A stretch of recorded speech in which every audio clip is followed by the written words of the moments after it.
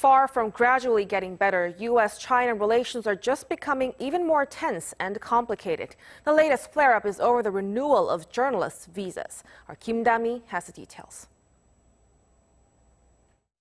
Beijing is delaying the renewal of press cards for at least 5 journalists working at several U.S. media outlets.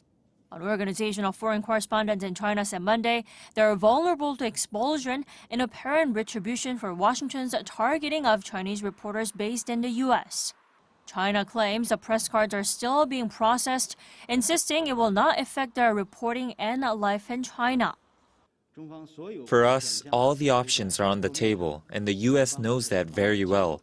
If the U.S. insists on going down the wrong path and continuously making mistakes, China will have to take the necessary and legitimate responses to firmly safeguard its legitimate rights.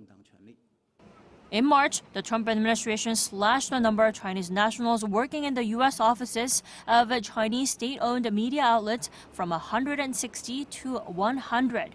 China then expelled a dozen American reporters working for the New York Times, the Washington Post, and the Wall Street Journal.